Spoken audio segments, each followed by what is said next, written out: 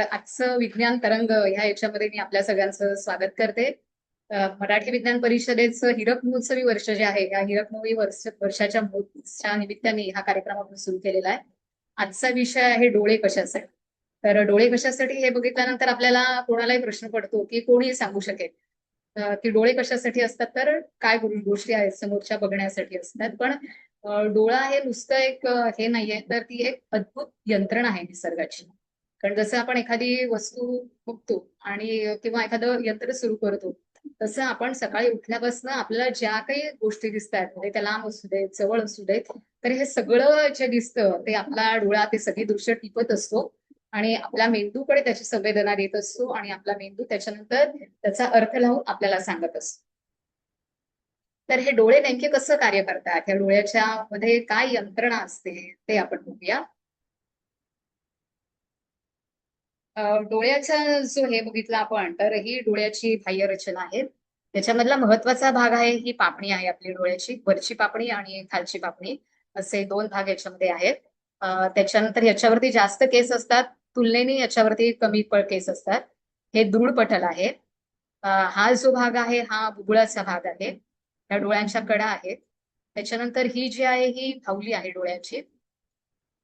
आणि ह्याचा आकार जो आहे हे काही स्टँडर्ड आकार ह्याचे ठरलेले असतात. तर त्याच्यामध्ये लेन्थ जी आहे डोळ्याची, म्हणजे हा कोपऱ्यापासून इकडचा कोपरा, ही जर आपण लेंथ बघितली किंवा लांबी बघितली, ती साधारण 20 ते 30 मिलीमीटर एवढी डोळ्याची लांबी असते. त्याच्यानंतर आपलं जे बुबुळ आहे, ह्या बुबुळाची जी रेडियस आहे किंवा हे जे अंतर आहे, हे असतं, हे बुबुळ आहे. निळा भाग जो आहे तो, ते 11 ते 12 मिलीमीटर एवढं त्याची लांबी असते. बाहुली जी असते, ही आपली बाहुली दिसते, ही बाहुली साधारण 2 ते 8 मिलीमीटर असते. आणि डोळ्याची उंची जी आहे, म्हणजे ही जी असा खड्डा असा असतो, त्या खड्ड्यापासून खालच्या पापणीपर्यंतचा जो भाग आहे, ही उंची जी असते ती साधारण 9 ते 12 मिलीमीटर असते. तर हे डोळ्याचे बाह्य भाग आहेत आणि हे थोडक्यात बाह्य भागाचं वर्णन आहे. तर आपल्या डोळ्याच्या बाबतीत एक अत्यंत महत्वाची आणि एक छान अशी जी गोष्ट आहे ती म्हणजे जन्मापासून मृत्यूपर्यंत डोळ्याच्या आकारात फरक पडत नाही. वास्तविक बाकी सगळे जे हे आहेत आपले, तर त्याच्या आकारामध्ये अवयव आहेत, त्याच्या आकारामध्ये जसजसे आपण मोठे होत जातो तसा फरक पडत जातो, पण डोळ्याच्या आकारामध्ये कोणत्याही प्रकारचा फरक पडत नाही. आता आपल्याला जो आपण डोळा म्हणतो, तर ह्या डोळ्याच्या पापण्यांची आपल्याला एखादा काही हे आहेत, म्हणजे हे सगळे डोळ्याचे बाह्य अवयव आहेत. आणि याच्यावरून आपण म्हणतो की एखादा डोळा खूप सुंदर आहे, एखाद्याचे डोळे खूप सुंदर आहेत, एखादीचे डोळे खूप सुंदर आहेत. तर ते कधी म्हटलं जातं, तर ह्या सगळ्या आकारांवरती ते अवलंबून आहे. बुबुळ आणि बाहुलीचा आकार कसा आहे, पापण्याची लांबी किती आहे, पापण्यांची जाडी किती आहे, ह्या पापण्यांमधली जी इथपासून ते इथपर्यंत ही फट जी आहे ह्याची उंची किती आहे, भुवया कशी आहे, याच्यावरून हे ठरवलं जातं. तर त्याचं एक साधारण प्रमाण आहे, नॉट एक्झॅक्टली, पण एकूण जनरल असं. तर बारीक डोळे आपण कोणाला बघणार, तर बारीक डोळे जे आहेत, तर पापण्यामधील उघडा भाग जो आहे त्याची उंची जी आहे ती 9 मिलीमीटर आहे. ती जर 9 मिलीमीटर असेल तर तो डोळा छोटा आहे असं. तर ती जर उंची 12 मिलीमीटर असेल तर डोळा मोठा डोळा म्हटलं जातं. आणि आडवी लांबी जी आहे ती 30 मिलीमीटर पर्यंत असेल किंवा त्याच्यापेक्षा जास्तच आहे तर डोळे मोठे असं म्हटलं जातं. आणि बुबुळाचा आकार बघा, पण जे रंगीत भाग असतो, बुबुळ म्हणजे आपला जो रंगीत भाग आहे, त्या भागाचा आकार केवढा आहे तर त्याच्यावरून डोळे टप्पोरे आहेत किंवा नाही ठरवलं जातं. म्हणजे मोठे डोळे, लांब डोळे, टप्पोरे डोळे हे साधारण एक सौंदर्याचं लक्षण मानलं जातं. आता डोळ्याची रचना जर बघायची असेल तर हा खरा आपला डोळ्याचा भाग आहे. तर याच्यामध्ये काय होतं की हा आयबॉल किंवा याला हा आपला डोळा आहे, हा नेत्रगोल याला असं म्हणतात. आणि या नेत्रगोलाची लांबी आणि रुंदी साधारण 23.7 मिलीमीटर एवढी असते. म्हणजे साधारण एक छोटीशी गोटी जर आपण बघितली तर या गोटी एवढा हा नेत्रगोल असतो. या नेत्रगोलामध्ये काय असतं, आपल्या डोळ्याची आतली रचना कशी असते, तर सगळ्यात बाहेरचा जो भाग असतो आपल्या डोळ्याचा त्याला श्वेतपटल असं म्हणतात. पण श्वेतपटल, रक्तपटल आणि दृष्टीपटल असे तीन महत्वाचे भाग डोळ्याच्या, जर आपण बाहेर असतात, तीन भाग असतात त्याचे. श्वेतपटल हा बाहेरचं पटल आहे, अत्यंत पारदर्शक आणि पातळ असं असतं. त्याच्या आतमध्ये जे आहे ते श्वेतपटलाचा भाग असतो आणि नंतर रक्तपटल येतं. आता रक्त किंवा त्याला जे असं म्हणतात रंजित पटल असं म्हणतात. तर रंजित पटलाचा काय भाग असतो, तर रंजित पटलामधल्या बुबुळ, बाहुली आणि बहिर्गोल भिंग हे जे अवयव आहेत हे रक्तक पटलाचे महत्वाचे अवयव आहेत. त्यांचं कार्य काय असतं हे बुबुळ आपण बघितलं. आता ही जी आहे ही आपली बाहुली इथे असते. ही जी आहे ही आपली बाहुली आहे. तर बाहुलीचं कार्य काय असतं, तर ती आपल्या डोळ्यामध्ये येणारा जो प्रकाश असतो त्याचं नियंत्रण करत असते. तर ती नियंत्रण कसं करते ते बघूया. आम्ही लहान शाळेमध्ये हा प्रयोग बरेच वेळा मुलांबरोबर करून बघतो आणि मुलं सुद्धा हा प्रयोग करतात. तर त्याच्यामध्ये आपल्या डोळ्यावरती आपण जर बॅटरीचा प्रकाश झोत टाकला तर त्या बॅटरीच्या प्रकाश झोतामुळे आपली जी बाहुली आहे त्या बाहुलीच्या आकारावरती फरक पडतो. त्या व्हिडिओमध्ये दिसेल तुम्हाला. हा डोळ्यावरती फोकस केलेला आहे. इथे दिस डोळ्यावरती बॅटरी मारल्याबरोबर तो जो आकार आहे तो छोटा होतो. म्हणजे ही आहे बाहुली आणि या बाहुलीचं कार्य आहे की डोळ्यावरती येणाऱ्या प्रकाशाचं नियंत्रण करणं. आता पुढचा जो भाग आहे तो म्हणजे बहिर्गोल भिंग. बाहुली बघितली आपण. बहिर्गोल भिंग. आता हे भिंग जे आहे हे भिंग इथे हे भिंग आपल्याला दिसून येईल. या भिंगाचं कार्य काय असतं, तर हे भिंग क्रिस्टलाइन असतं.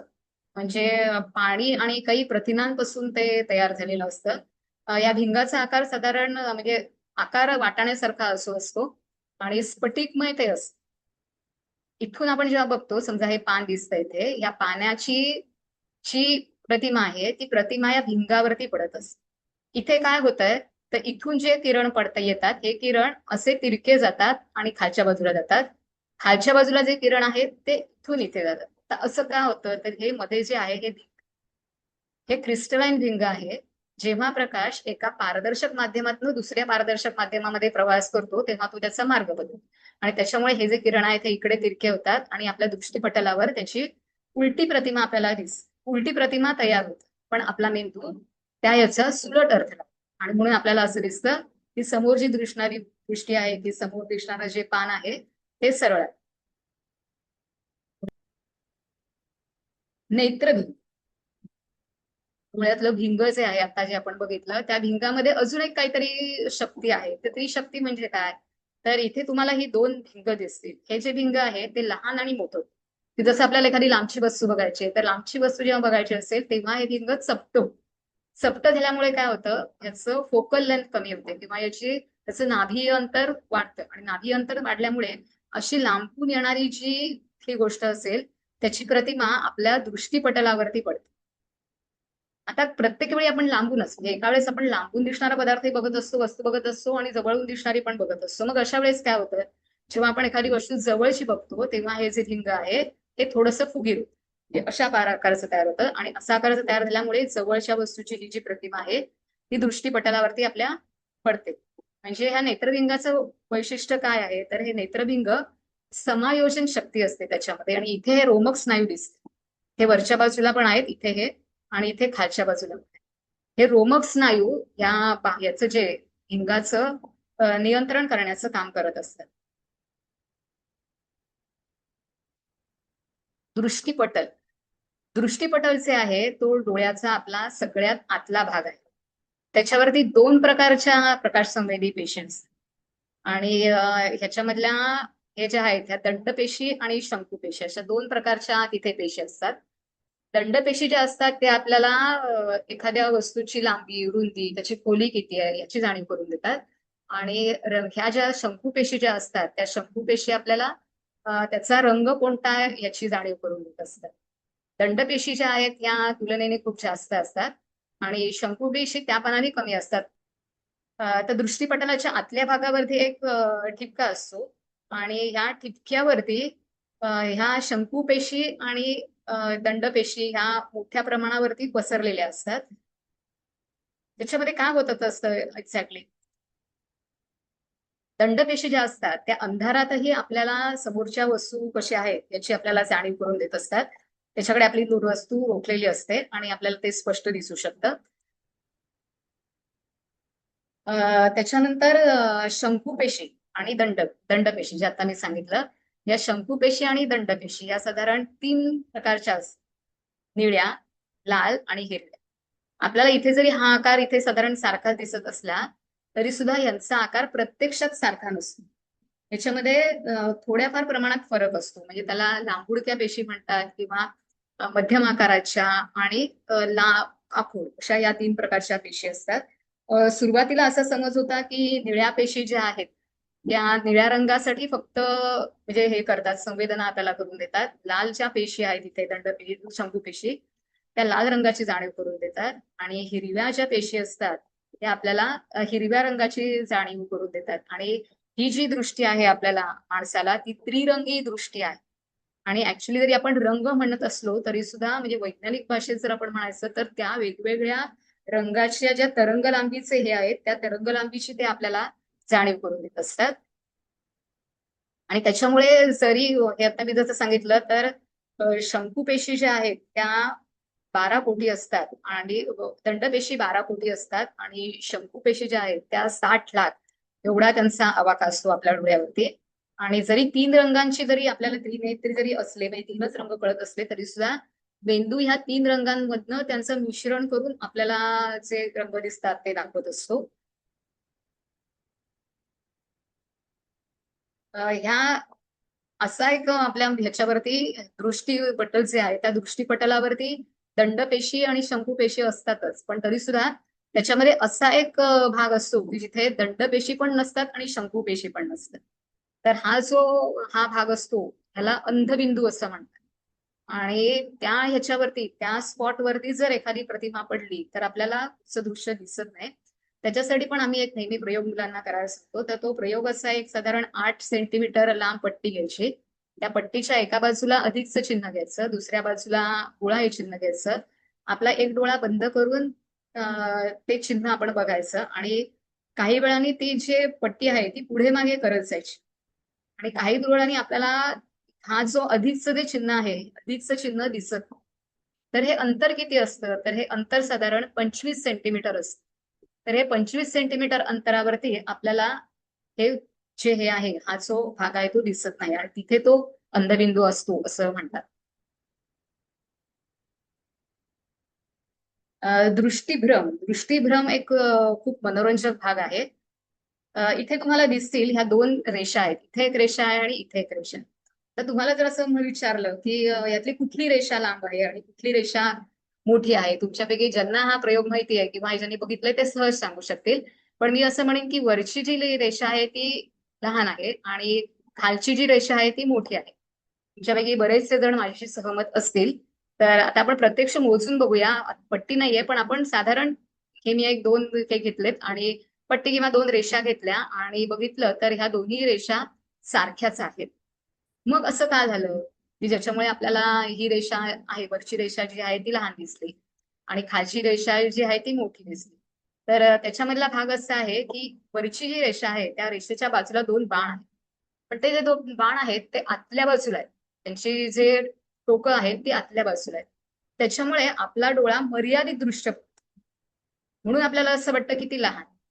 आणि त्याच्या तुलनेत जर आपण खालची रेषा बघितली तर खालच्या ही जी रेषा आहे त्याचे जे 2 बाण आहेत ते बाहेरच्या दिशे आणि त्याच्यामुळे थोडीशी दृष्टी व्यापक होते आणि म्हणून असं वाटतं की ही जी लाईन आहे ती मोठी आहे. तर हा एक दृष्टीभ्रमाचा प्रकार आहे. म्हणजे आपण असं बरेच वेळा म्हणत असतो की आपल्याला कोणीतरी फसवत असतं, तर इथे प्रत्यक्षात आपला मेंदूच आपल्याला फसवत असतं. कारण डोळे त्यांचं काम व्यवस्थित करत असतात, डोळे त्यांना जी गोष्ट दिसते ती मेंदूपर्यंत पाठवत असतात. परंतु हे जे मी आता जसं सांगितलं की या रेषांचा जो आकार आहे त्याच्यामुळे आपला मेंदू संभ्रमात पडतो आणि म्हणून मेंदूकडनं आपल्याला असा संदेश येतो की ही छोटी रेषा आहे आणि ही रेषा थोडीशी लांब. दृष्टीभ्रमाच्या बाबतीत एक खूप प्रसिद्ध असं चित्र आहे आणि हे चित्र जे आहे हे 1833 साली सर्वप्रथम एका पोस्ट कार्ड वरती आलं आणि मग त्याच्यावरती बरंच संशोधन वगैरे होत आहे. तर इथे मी असं ना म्हणेन की ह्या चित्रामध्ये 2 चित्र दडलेली आहेत. एक चित्र आहे की एक स्त्री आहे, तरुण स्त्री आहे आणि दुसरी जी स्त्री आहे ती वृद्ध स्त्री आहे. आता तरुण स्त्री आणि वृद्ध स्त्री कशी बघायची तर हा जो झुपक्याचा भाग आहे म्हणजे बट आहे असं म्हणूया आपण, ही बट दोघांसाठी सारखीच आहे. हा जो केसांचा झुपका आहे तोही दोघींसाठी सारखाच आहे. हा डोक्यावरती पदर किंवा ओढणी जे काय घेतलं असेल तेही सारखंच आहे. आता तरुण स्त्री कशी बघायची तर ह्या केसाच्या झुपक्यापासून मी खाली येते आणि इथे मी असं हे बघते तर इथे हा असा डोळ्याचा भाग दिसेल त्या स्त्रीचा आणि इथे हे साधारण पापणी वगैरे दिसतेय, इथे नाक आहे तिचं आणि खाली जर असं आपण जर बघितलं तर तिचे हे इथे गाल आहेत, ही हनुवटी आहे. इकडनं असं गळ्याचा भाग असं दिसत. आता ह्या चित्रात तुम्हाला गंमत म्हणजे याच्यामध्ये तुम्हाला म्हातारी वृद्ध स्त्री सुद्धा दिसू शकते. वृद्ध स्त्री कशी बघायची तर पुन्हा ही बट जी आहे, केसांचा झुपका आणि हा केसांचा पदर हा सारखाच आहे. इथून हे वृद्ध स्त्री जी आहे हिचं कपाळ आहे, हे तिचं नाक आहे, असं छान मोठं असं नाक आहे. तिचं नाक इकडे संपतंय. इथे हा तिचा हनुवटीचा भाग आहे. सो आपल्या तरुण स्त्रीचा गळ्याचा भाग दिसतो. तर हे खूप सुंदर चित्र आहे, खूप प्रसिद्ध चित्र आहे आणि खूप वर्षापासून लोक हे चित्र बघत आलेले आहेत आणि त्याच्यावरती काही संशोधन पण झालेलं आहे. तर त्या संशोधनातला भाग असा आहे की जे लोक जे तरुण आहे, त्या संशोधकांनी जे संशोधन मांडलं तो भाग असा आहे की तरुण लोकांना ही तरुण दिसते आणि वृद्ध लोकांना म्हणजे साधारण 45 ते 50 वयापर्यंत जर तुमचं वय असेल तर तुम्हाला तरुण स्त्री दिसेल आणि 45च्या पुढे 50च्या पुढे जर तुम्ही असाल तर तुम्हाला ती वृद्ध स्त्री दिसेल. अर्थात हे संशोधन अजूनही तेवढंच मान्य झालेलं नाही, पण एक असा एक संकेत आहे की असा भाग आहे म्हणून. आतापर्यंत आपण डोळ्यांबद्दल बघितलं, म्हणजे मानवी डोळ्याबद्दल बघितलं, पण मानवी डोळ्याबरोबरच प्राण्यांचे जे डोळे आहेत त्याच्यामध्ये पण खूप विविधता आहे. म्हणजे वनस्पती किंवा प्राण्यांचं वर्गीकरण वेगवेगळ्या गटांमध्ये केलं जातं. तर त्या गटांमधला असा भाग आहे की ते त्यांचे कुठे राहतात किंवा याच्याप्रमाणे वर्गीकरण, प्राण्यांचं वर्गीकरण. तर त्याच्यामध्ये पाण्यात राहणारे, जमिनीवर राहणारे किंवा पाण्यामध्ये आणि जमिनीवर राहणारे असे प्राणी, वृक्षावरती राहणारे प्राणी, त्याच्यानंतर आकाशात विहार करणारे प्राणी, असं खूप वेगवेगळ्या पद्धतीने ते वर्गीकरण केलेलं आहे. तर त्यानुसार त्यांचा जो परिसर आहे, त्यांचं जे पर्यावरण आहे आजूबाजूचं, त्यांचा जो अधिवास आहे, त्याच्यानुसार त्यांच्या डोळ्यामध्ये वेगवेगळे बदल झालेले आहेत. हे बदल कसे झालेले आहेत तर त्या उदाहरणार्थ आपण जलचर प्राण्यांचे डोळे बघितले, म्हणजे माशांचे डोळे बघितले. तर माशांचा डोळे जे आहेत ते इतर प्राणी जे आहेत ते इतर प्राण्यांच्या तुलनेमध्ये मोठे असतात. विशेष म्हणजे ते गोलाकार असतात आणि त्यांचं दृष्टीपटल जे असतं ते सपाट असतं. त्याच्यानंतर अजून एक वैशिष्ट्य काय की पापणी जी आहे, आपल्या डोळ्यावरती जी पापणी आहे ती पापणी ह्या माशांच्या डोळ्यावरती दिसत नाही. याचं कारण काय असेल, निसर्गाने अशी रचना का केली असेल तर ही जी पापणी आहे, आपली पापणी, मला वाटतं पहिल्या स्लाइड मध्ये आपण एकदा बघितलं होतं की ही जी पापणी आहे ती 8 ते 10 वेळा, म्हणजे एका मिनिटाला 8 ते 10 वेळा ती उघडझाप करत असते. वेगवेगळ्या प्राण्यांच्या मध्ये किंवा वेगवेगळ्या प्रजातींमध्ये त्याचं प्रमाण कमी जास्त असू शकेल, पण पापणी ही उघडझाप करत असते. तर उघडझाप करण्याची तरी यंत्रणा का असते तर पापणी आपल्या डोळ्याचा ओलावा जो आहे, म्हटलं पाण्याचं जे प्रमाण आहे, ओला राहावा डोळ्याचा वरचा भाग जो आहे, बाहेरचा भाग तो ओला राहावा म्हणून ही पापणी उघडझाप करत असते. आता हे जे प्राणी आहेत ते पाण्यामध्येच असतात, त्याच्यामुळे तसा प्रश्न येत नाहीये. दुसरी गोष्ट त्याच्यामध्ये जी महत्वाची आहे, तेव्हा समजा जर माशाने पापणीची उघडझाप केली तर काय होईल. मासा हा कंटिन्युअस, आपण माहिती आपल्याला की तो कंटिन्युअस पाण्यामध्ये पोहत असतो किंवा पाण्यामध्ये विहार करत असतो. जर त्यांनी थोड्या वेळासाठी डोळे त्याच्या म्हणजे डोळे पापण्या मिटल्या तर कदाचित तो पोहू शकणार नाही किंवा आजूबाजूला जर एखादा मोठा मासा असेल, त्याचं भक्ष्य असेल, तो त्याला लगेच त्याचा सापळा करून त्याला पकडण्याचा प्रयत्न करेल. त्याच्यासाठी त्याला सतत सावध असायला लागतं. आणि म्हणून ह्याच्यावरती पापणी, मग निसर्गाने दुसरी काय त्याला दिलंय वरदान की दुसरं काय पापणीच्या जागी कशाने घेतली आहे, तर याच्यावरती एक पातळ असा थर असतो आणि हा एकदम कॉम्पॅक्ट असा असतो की ज्याच्यामुळे त्याच्या डोळ्यामध्ये पाणी जाणार आहे, त्याच्या डोळ्याचं संरक्षण सुद्धा होईल. माशामध्ये हे अनुकूलन एक माशामध्ये दिसून येतं. माशामध्ये मोर मॉन्टिस कोळंबी नावाचा एक प्रकार आढळून येतो आणि हा जो प्रकार आहे, ह्या माशामध्ये 12 प्रकारची वेगवेगळी रंगद्रव्य असतात आणि त्याच्यामुळे रंगांची जी जाणीव असते ती या सगळ्या प्राण्यांमध्ये वेगवेगळी असते, या भरपूर जास्त प्रमाणात असते या प्रकारच्या माशांमध्ये. माशांमध्ये अजून एक वैशिष्ट्याचं पूर्ण मासा जो आहे तो म्हणजे 4 डोळ्यांचे मासे, म्हणजे 4 डोळ्यांचा मासा एक असा मासा आहे. तर ह्या माशाचं वैशिष्ट्य काय तर ह्या माशाचं अर्ध शरीर जे आहे ते पाण्याच्या आतमध्ये असतं आणि अर्ध शरीर जे आहे ते पाण्याच्या बाहेर असतं आणि अशा पद्धतीने तो पाण्यामध्ये पोहत असतो. याचा त्याला काय फायदा होतो त्याच्यामुळे, तर ऍक्च्युली त्याचे 4 डोळे नाही, तर त्याचे 2 डोळे जे आहेत ते वरच्या बाजूला आहेत आणि 2 डोळे जे आहेत ते खालच्या बाजूला आहेत. वरचा भाग आणि खालचा भाग अशा प्रकारे त्या डोळ्याचं डिव्हिजन झालेलं असतं आणि म्हणून असं वाटतं की चार डोळे आहेत. वरचा डोळा जो असतो हवेमध्ये ज्या काय वस्तू दिसतात त्या पाहत असतो आणि खालचा डोळा जो असतो तो पाण्यातील वस्तू पाहत असतो. पाण्याबाहेरील शिकारी त्याला फायदा काय होतो तर पाण्याबाहेरील जे काही शिकारी पक्षी असतात ते शिकारी पक्षी तो पटकन त्याला दिसू शकतात आणि म्हणजे त्याचं कोणी शिकार करणार असेल ते पक्षी त्याला वरच्या डोळ्यांमधनं दिसू शकतात. वरतून कोणी जे करून त्याला घेण्याचा प्रयत्न त्याला खाण्याचा प्रयत्न करतोय का ते त्याला कळू शकतं आणि पाण्यामध्ये जर त्याचं एखादं पक्ष असेल तर ते खालच्या डोळ्यांना दिसू शकतं. उभयचर आता आपण बघितलं की जलचर प्राण्यानंतर जर साधारण जर बघितलं आपण की ज्याला आपण वर्गीकरण म्हणतो त्याचा मधला दुसरा जो प्रकार आहे तो प्रकार म्हणजे उभयचर प्राणी. उभयचर प्राणी म्हणजे काय तर ते जमिनीमध्ये पण राहतात आणि हवेमध्ये पण जमिनीमध्ये पण राहतात आणि पाण्यामध्ये पण राहतात.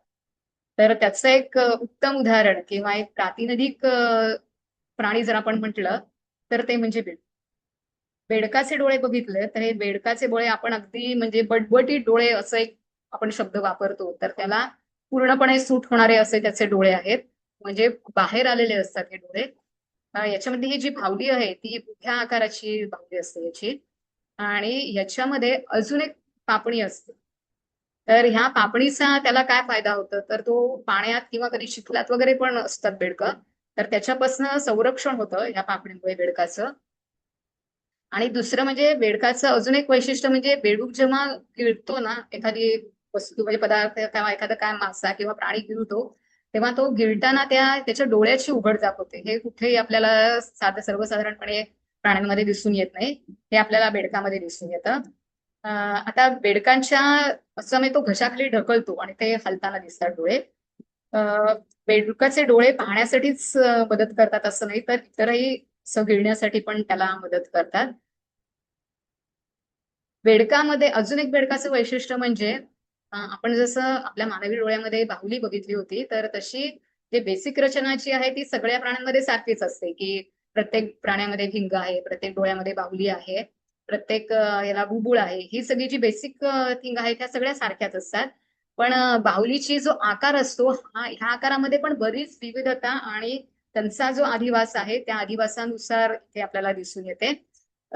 तर बेडूक ही अशी प्रजाती आहे की ज्याच्यामध्ये एकाच प्राण्यामध्ये वेगवेगळ्या प्रकारच्या बाहुल्या दिसून येतात. जे आडवी उभी इथे आपल्याला दिसेल ही उभी बाहुली आहे ही थोडीशी आपण ज्याला म्हणतो शंकरपाळी किंवा दोन्ही बाजूनी त्रिकोण येईल अशा प्रकारची इथे सरळ उभी दिसते इथे आडवी आहे. एवढंच नाही तर गोलाकार बाहुली असलेले सुद्धा काही प्रकारचे बेडूक दिसून येतात निसर्गामध्ये. बेडूक आपण बघितला आता जमिनीवर सरपटणारे प्राणी तर जमिनीवरती सरपटणाऱ्या प्राण्यांमध्ये मुख्यतः साप किंवा सरडा वगैरे अशा प्रकारचे प्राणी येतात. त्याच्यामधला चॅमेलियन हा जो प्राणी आहे हा खूप प्रसिद्ध आहे. तर याचे डोळे कसे काम करतात ते बघूया.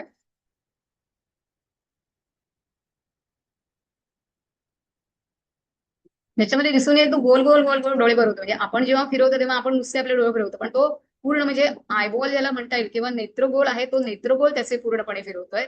आणि याचा त्याला काय फायदा होतो तर त्याला सगळ्या बाजूची दृष्टी मिळते जे साधारण 360 अंशाच्या आजूबाजूच्या परिसरामध्ये काय घडतंय याची त्या सरड्याला जाणीव होऊ शकते.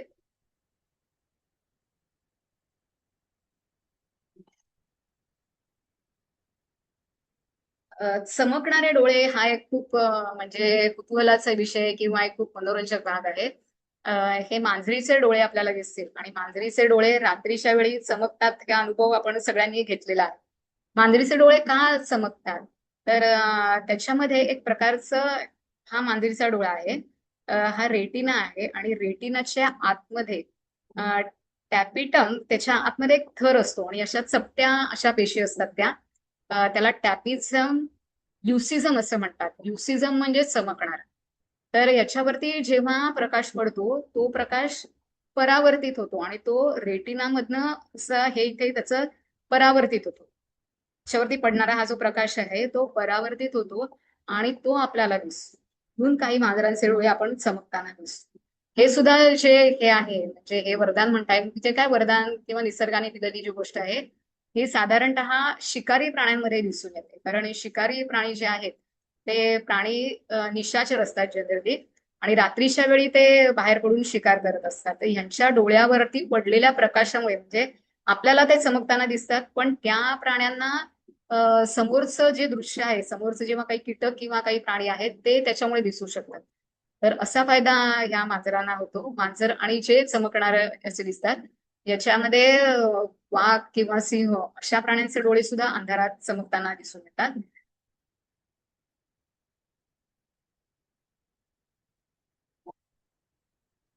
वानर किंवा नरवानर आपल्याला जर म्हणता येईल त्याला टॉर्सियरच असं म्हणतात. आणि त्याच्या डोळ्यांच्या आकाराच्या तुलनेत बघा कसे भेदक डोळे किंवा असे रोखून बघतायत असे डोळे वाटतात. का वाटतात असं? कारण डोळ्याच्या एकूण आकाराच्या तुलनेत बुळ आणि भिंग खूप मोठं असतं. हे बघा हे बुळ दिसतंय तुम्हाला इथे असं एकदम चमकदार आणि असं मोठं असं दिसतंय ते. हे साधारण झाडावर चढणारे जे प्राणी आहेत किंवा माकड किंवा यांच्या जातीतले त्यांच्यामध्ये अशा प्रकारचे डोळे दिसून येतात. कीटक कीटक हा वर्ग जो आहे तो संपूर्ण म्हणजे प्राणी जगताचे एकूण जर आपण हे केलं की पर्सेंटेज जर काढलं तर त्या पर्सेंटेज मध्ये कीटक जे आहेत हे कीटकांचं प्रमाण सगळ्यात जास्त आहे. आणि अतिशय म्हणजे प्रमाण जास्त आहे पण आकाराने छोटे. आकाराने जरी छोटे असले तरी त्यांना खूप मोठी दृष्टी लाभलेली असते आणि यांच्यामध्ये संयुक्त प्रकारचे डोळे असतात. त्याच्यामधलं उत्तम उदाहरण म्हणजे मधमाशी आणि त्यांना रंगांची जाण असते. तर इथे जे दिसतात आपल्याला हे चतुराचे डोळे आहेत. आपण नेहमी बघतो चतुर प्राणी अगदी छोटासा प्राणी आहे, छोटासा कीटक आहे. हे जे दोन दिसत आहेत हे चतुराचे दोन डोळे आहेत. आणि ह्या प्रत्येक डोळ्यामध्ये हे असे जे छोटे छोटे छोटे स्पॉट दिसत आहेत हे स्पॉट म्हणजे नेत्रिका आहे. तर तिथे एक भिंग आहेत छोटे छोटे. किती असतील तर साधारण 15,000. एका डोळ्यामध्ये 15,000, दुसऱ्या डोळ्यामध्ये 15,000, अशा जवळपास 30 नेत्रिका असतात. म्हणजे बघा की मनुष्य प्राणी जो आहे आपला तर आपल्याला कायम असा अभिमान असतो किंवा आपण सुपिरियर आहोत असं आपण समजत असतो, आपण बुद्धिमान आहोत असं आपण समजत असतो. पण निसर्गाने प्रत्येक प्राण्याला काही वेगळंच म्हणजे वरदान दिलेलं आहे किंवा काही वेगळंच हे दिलेलं आहे, क्षमता दिलेल्या आहे. तर ही चतुरांची किंवा कीटकांमधली असलेली एक क्षमता आहे. या संयुक्त डोळ्यांचा काय त्यांना फायदा होतोय तर हा प्रत्येक डोळा जो आहे तो वेगवेगळा दृष्टिपट असतो आणि हे एकत्रित मग सगळ्या त्या ह्याची प्रतिमा तयार होऊन त्या मेंदूकडे जात असतात. आणि त्याच्यामुळे अ, मधमाशीला आणि हे जे आहे तर याचा अजून एक फायदा काय असतो त्यांना तर एखादी वस्तू गतिमान असेल तर त्याची त्यांना पटकन जाणीव होते. त्याचं उत्तम उदाहरण म्हणजे आपण बघतो डास आपल्या आजूबाजूला फिरत असतो आणि समजा आपल्याकडे ती आजकाल बॅट असते त्या बॅटने आपण डासाला मारायचा प्रयत्न करत असतो किंवा हुसकवायचा प्रयत्न करत असतो. तर आपण ज्या वेगाने बॅट मारतोय त्याच्यापेक्षा कितीतरी वेगाने डास पुढे गेलेला असतो का? तर डास हा सुद्धा एक कीटक आहे. त्याच्यामध्येही अशा प्रकारचे डोळे आहेत. आणि या डोळ्यामध्ये त्यांना वेगवान म्हणजे समोरून जर काही गोष्ट येत असेल तर त्या वेगाची त्यांना जाणीव होते आणि ते पटकन स्वतःला त्याच्याप्रमाणे बदलू शकतात. पक्षी त्याच्यामध्ये जर आपण बघितलं म्हणजे संपूर्ण प्राणीसृष्टीचा जर विचार केला तर पक्षी वर्ग हा हवेत असणारा हवेत विहार करणारा पक्षी आहे. आणि ते हवेतच असतात जसं आपण म्हणतो की एखादा व्यक्ती हवेतच असते काय तेव्हा स्वतः काहीतरी जास्त आहे असं हे करत असते. तर हे जे पक्षी आहेत त्यांना ऍक्च्युली निसर्गाने खूप मोठं हे दिलेलं आहे. यांची दृष्टी जी आहे ती खूप तीक्ष्ण असते. यांना तीक्ष्ण दृष्टी असण्या काय असतं त्याचं कारण कारण त्यांचे हा जर आपण डोळा घुबड हे याच्यामधलं एक सर्वोत्तम उदाहरण आहे. घुबडाचे डोळे बघा त्याचा जो पारपटल आहे किंवा श्वेतपटल आहे ते पण खूप मोठं आहे. त्याचे जे बुबुळ आहे ते मोठं आहे. भिंग ही वेगवेगळ्या प्रकारचे असतात आणि त्याच्यामुळे त्यांना दिसू शकतं. घुबडामध्ये शंकूपेशी ज्या आहेत त्या तुलनेने कमी असतात आणि त्याच्यामुळे रंग ओळखण्याची जी क्षमता आहे ती घुबडामध्ये खूप कमी असते. घुबडांना रात्रीची दृष्टी जी असते ती अत्यंत उत्कृष्ट असते.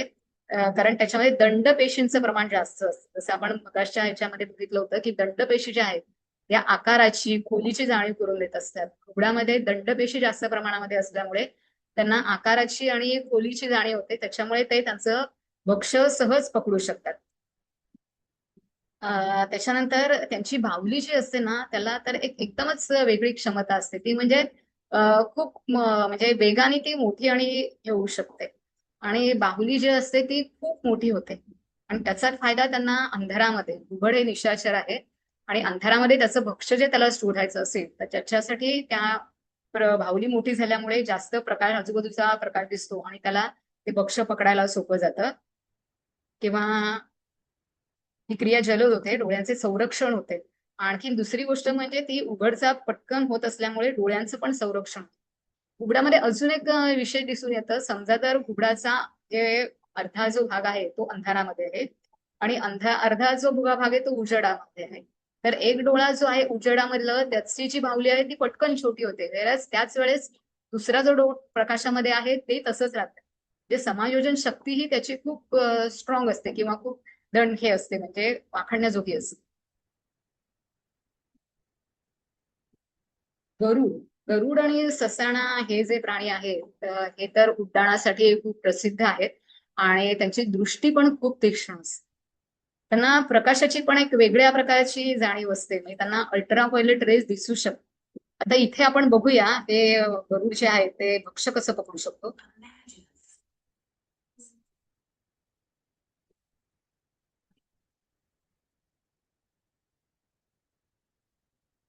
त्यांच्याजवळ पण खूप दोन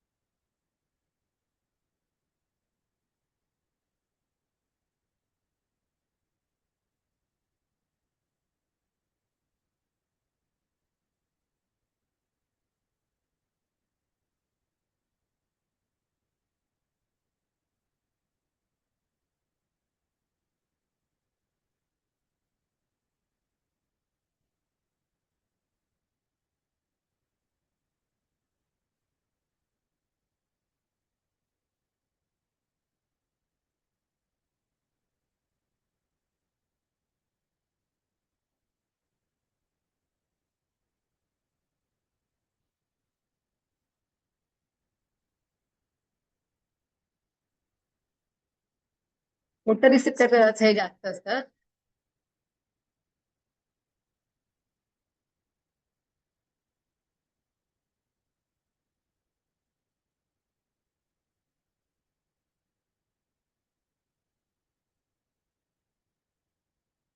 तर किती सुंदर झेप घेतली ह्याने गरुडाने, उंच आहे तो आणि तरी सुद्धा त्याला जमिनीवरती असणारं जे त्याचं भक्ष्य आहे ते दिसलं. का दिसलं तर त्याचं त्या व्हिडिओमध्ये सांगितलं त्याचं याची दृष्टी तीक्ष्ण असते. दृष्टी तीक्ष्ण असण्याची पुन्हा तीच कारण आहेत. भिंग ज्यादा जास्त सक्षम आहेत किंवा जास्त क्षमतेची आहेत. त्याच्यामुळे त्यांना हे लांबचंही चांगल्या प्रकारे दिसू शकतं. त्याच्यानंतर गरुडामधलं अजून जे वैशिष्ट्य आहे, जे मगाशी सांगितलं की युव्ही रेजचं त्यांना होतं आणि हे म्हणजे उंदीर किंवा हे काही सरपटणारे प्राणी आहेत त्यांचे मूत्र जे असतात त्याच्यावरनं युव्ही रेज आहेत ते रिफ्लेक्ट होत असतात आणि त्याच्यामुळे मग गरुडापर्यंत ते पोहोचतात आणि गरुडाला साधारण गरुड अंदाज घेऊ शकतं की या परिसरामध्ये कुठेतरी त्याचं भक्ष्य आहे. तर ही खूप वेगळ्या प्रकारची क्षमता गरुडामध्ये आहे.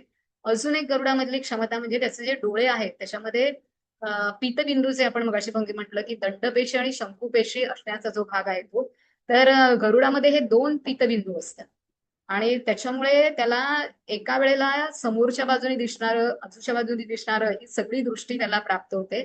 अजून एक विशेष म्हणजे त्याचे नेत्र जे आहेत, त्याचे डोळे जे आहेत त्याला दोन प्रकारची दृष्टी असते. आता दृष्टीमध्ये दोन प्रकार एक येतात, एक द्विनेत्री दृष्टी आणि एक एकाक्षी दृष्टी. तर गरुडाला ह्या दोन्ही दृष्टी असतात त्याच्यामुळे त्याला जास्त दिसू शकतं किंवा लांबचं दिसू शकतं जास्त. आता हे एकाक्ष दृष्टी आणि द्विनेत्री दृष्टी म्हणजे काय, तर इथे एक चित्र दिसेल. या चित्रामध्ये काय दिसतंय तर आपण समजा हा डावा डोळा आणि म्हणजे माणसाच्या जर आपण विचार केला तर आपले दोन्ही डोळे साधारण एकाच प्रतलामध्ये असतात. दोन्ही डोळ्यांमधला हा जो कोन आहे हा इथे दाखवलेला आहे आणि आपल्याला डाव्या डोळ्यामध्ये दिसणारा भाग आणि हा उजव्या डोळ्यात दिसणारा भाग, या दोन्ही साधारण सामायिक गोष्टी दिसत असतात या डोळ्यांना आणि त्याच्यानंतर आपला जो डोळा आहे तो त्याचा अर्थ लावत असतो. आणि जर आपण प्राण्यांमध्ये जर बघितलं म्हणजे ज्यांना द्विनेत्री दृष्टी म्हणतात किंवा बायनॅक्युलर विजन ज्याला म्हणतात, तर साधारण कावळ्याला डोळ्यासमोर आणा तुम्ही, तर कावळ्याचे ते डोळे असतात ते असं जर भाग त्याचा बघितलं तर ह्या बाजूला एक डोळा असतो आणि ह्या बाजूला एक डोळा असतो. दोन वेगवेगळ्या बाजूला डोळे असतात त्याच्यामुळे एक डोळा जो आहे तो वेगळा भाग बघत असतो आणि दुसरा जो डोळा आहे तो वेगळा भाग बघत असतो. तरी सुद्धा इथे जे बघितलं आहे त्या मेंदूमध्ये याची संवेदना पोचते आणि त्याच्यामुळे त्यांना अंतर जे आहे, खोली जी आहे याची जाणीव होत असते. आता डोळ्यांची दृष्टीचे आपण प्रकार बघितले, डोळ्याचे पण काही वेगळे प्रकार आहेत. याच्यामध्ये संयुक्त डोळे आणि साधे डोळे असा एक भाग आहे. तर साधा डोळा म्हणजे एकच डोळा आहे किंवा एक डोळा म्हणजे एक डोळा आणि एक भिंग. आपल्या दोन डोळे आणि दोन भिंग असं असतात. तर हे एकच भिंग याच्यामध्ये आहे आणि हे संयुक्त डोळे आहेत जे माशां आपण बघितलं की मधमाशी किंवा चतुराचे होते. इथे हे जे आपल्याला या षटकोनी पेशी किंवा षटकोनी आकार दिसत असतील, हे षटकोनी आकार म्हणजे छोटी छोटी भिंग आहे. या प्रत्येक भिंगामधनं वेगळी प्रतिमा, मेंदूकडे वेगळी प्रतिमा तयार होते आणि त्याच्यामधनं सगळ्या प्रतिमा एकत्र येऊन एक सलग असा भाग त्यांना दिसू शकतो. याच्यामध्ये प्रत्येकाची म्हणजे त्याची रचना कशी आहे किंवा त्याच्यामुळे येणाऱ्या प्रतिमा कशा आहेत त्या कशा दिसतात किंवा दृष्टी क्षीण असते की तीक्ष्ण असते ते त्याच्यावरून ठरत असतं. हालचाली ओळखणे, जसं मगाशी सांगितलं की संयोग म्हणजे साधा डोळा जो असतो त्या साध्या डोळ्यामध्ये हालचाली काय वेगाने होतात त्याचा नक्की अंदाज येत नाही. पण संयुक्त डोळ्यांचे ज्यांना डोळे आहेत हे अतिशय वेगाने होणाऱ्या हालचाली ओळखू शकतात. दृष्टिकोन जे असतं तो मर्यादित असतो साध्या डोळ्यांचा आणि संयुक्त डोळ्यांचा दृष्टी व्यापक दृष्टी असते. रंग ओळखण्याची क्षमता मात्र साध्या डोळ्यांमध्ये जास्त असते आणि संयुक्त डोळ्यांमध्ये कमी असते. त्याचपासून आपण एक दोन वेळा उल्लेख केला की रंग ओळखण्याची दृष्टी, बरेच वेळा असं एकदा एक असतं की प्राण्यांना रंग ओळखता येतात का, तर त्याचा भाग असा आहे की प्राण्यांना म्हणजे तुलनेत खूप कमी रंग ओळखता येणार आणि कारण त्याच्यामध्ये शंकू पेशींचं प्रमाण कमी असतं. तर काही काहींना थोड्याफार प्रमाणात दिसू शकतात ज्यांना द्विनेत्री दृष्टी असते. आपल्याला त्रिनेत्री दृष्टी आहे. त्रिरंगी दृष्टी असेल तर 3 प्रकारचे रंग दिसतात आणि द्विनेत्री असेल, द्विरंगी असेल तर कमी प्रकारचे रंग दिसतात. त्याच्यानंतर तर आणखीन एक आपण बघितलं की डोळ्यांचे प्रकार बघितले, त्याच्यामध्ये डोळ्याची दृष्टी बघितली. आता डोळ्यांच्या ज्या बाहुल्या आहेत त्या बाहुल्यांमध्ये सुद्धा वेगवेगळी विविधता वेगवेगळ्या बाहुल्यांमध्ये आढळून येते. तर त्याच्यामध्ये शाकाहारी प्राणी आणि मांसाहारी प्राणी यांच्यामधली जी बाहुल्या असतात त्यांचे आकार वेगळे असतात. इथे डाव्या बाजूला मी जे दाखवले आहेत ही त्यांची जी ही आहे बाहुली आहे ती उभी आहे आणि उजव्या बाजूचे जे शाकाहारी प्राणी आहेत त्यांची आडवी बाहुली आहे.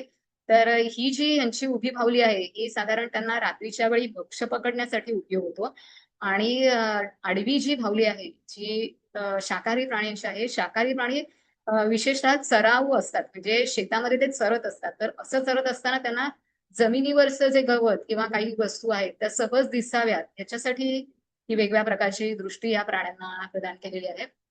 तर हे सगळं म्हणजे खूप विविधता आहे डोळ्यामध्ये संपूर्ण प्राणी विश्वामध्ये किंवा प्राणी जगतामध्ये. आणि याच्यामध्ये अजून एक मला महत्वाचा जो डोळा दाखवायचा आहे तो पुढच्या स्लाइडमध्ये मी दाखवणार आहे. कारण तो जो डोळा आहे तो मराठी विज्ञान परिषदेचं बोधचिन्ह आहे आणि आज मराठी विज्ञान परिषदेला 60 वर्ष पूर्ण झालेली आहेत. ते मराठी विज्ञान परिषदेचं बोधचिन्ह सुद्धा डोळाच आहे. त्याच्यामध्ये एक सूक्ष्मदर्शक दाखवलेला आहे. तर याचा अर्थ असा आहे की तुमच्या आजूबाजूला ज्या घटना घडत आहेत त्या घटनांचा सूक्ष्म दृष्टीने त्याच्याकडे बघा आणि त्याचा अंदाज लावा. जसं मगाच्या स्लाइडमध्ये बघितलं की आपल्यामध्ये साधा डोळा आणि एकच भिंग आहे, पण ह्या सूक्ष्मदर्शकामुळे आपल्याला जास्त म्हणजे जास्त एकापेक्षा जास्त भिंग आपल्याला प्राप्त झाले आहेत आणि त्याच्यामुळे सूक्ष्म दृष्टीने जगाकडे बघा असं आम्ही कायम सगळ्यांना सांगत असतो विज्ञान प्रसार करत असताना. ते प्रेझेंटेशन मी घेतलं तर त्याच्यामध्ये मला जे काही संदर्भ मिळालेले आहेत तर त्या संदर्भामध्ये आपली दृष्टी आपले धन हा एक मारुती चित्तमपल्ली यांनी लिहिलेला आहे आणि त्याच्या खंड 3 मध्ये मला बरीचशी माहिती याच्यामध्ये मिळाली. शालेय पुस्तक जे आहे विज्ञान आणि तंत्रज्ञान इयत्ता 10वी त्याच्यामधून डोळ्याची रचना वगैरे याच्या माहिती मांडलेली होती. मराठी विश्वकोशामध्ये अतिशय विस्तृत प्रमाणामध्ये डोळ्याबद्दल दिलेलं आहे, त्याच्यामधली काही माहिती घेतली. आणि कुमार विश्वकोश जो मराठी विश्वकोशानेच तयार केलेला आहे खास विद्यार्थ्यांसाठी. त्याच्यामध्ये डोळा हा भाग याच्यावरचे लिखाण माधव मधवण्णा यांनी लिहिलेलं आहे. हे सुद्धा मराठी विज्ञान परिषदेचे सभासद आहेत आणि मला यांचे विशेष आभार मानायचे कारण हे जे मी प्रेझेंटेशन केलं तर हे प्रेझेंटेशन बरोबर आहे किंवा नाही किंवा याच्यामध्ये काही अजून काय आपल्याला ऍड करता येईल का वगैरे याच्याबद्दल त्यांनी मला खूप मार्गदर्शन केलं. त्याच्यामुळे त्यांचे पण आभार. वयम हे एक मासिक मुलांसाठी निघतं, तर त्याच्यामध्ये त्रिरंगी दृष्टयुक्त दृष्टे असं डॉक्टर नंदिनी देशमुख यांचा लेख आहे. याच्यामधून पण मला ही माहिती मिळाली. तर या सर्वांचे मनपूर्वक आभार. आपण हा कार्यक्रमाला उपस्थित राहिला त्या संख्येने, त्याच्याबद्दल सगळ्यांचे पण आभार. आणखीन जाता जाता एक गोष्ट सांगायची आहे. आपण असं म्हणजे आजच्या टायटल असं होतं किंवा शीर्षक असं होतं आजच्या व्याख्यानाचं, डोळे कशासाठी. मी असं म्हणते, डोळे कशासाठी, तर सृष्टीचं सौंदर्य टिपण्यासाठी. जोपर्यंत आपण जिवंत आहोत तोपर्यंत आजूबाजूला बघण्यासाठी आणि त्यानंतर दान करण्यासाठी. कारण नेत्रदान हे खूप मोठं महादान आहे. आपण खूप डोळ्याबद्दल बोललो, पण आज आता आपले असे काही बांधव आहेत की जे बघू शकले नसतील, तर त्यांना आपण नक्कीच नेत्रदान करूया. नेत्रदान करतानाचा एक महत्वाचा जो भाग आहे ते म्हणजे आपल्याला असं वाटतं की डोळा तसाच्या तसा काढून दिला जातो किंवा प्रत्यारोपण केलं जातं, पण तसं नाहीये. डोळ्याचं जे पारपटल आहे किंवा बाहेरचा जो पारदर्शक भाग आहे तोच फक्त काढून बसवला जातो, बाकीचा कुठलाही भाग बसवला जात नाही किंवा प्रत्यारोपण केलं जात नाही. तर पुन्हा एकदा सांगते, रक्तदान करा, सगळ्यात मोठं दान आहे. आणि धन्यवाद.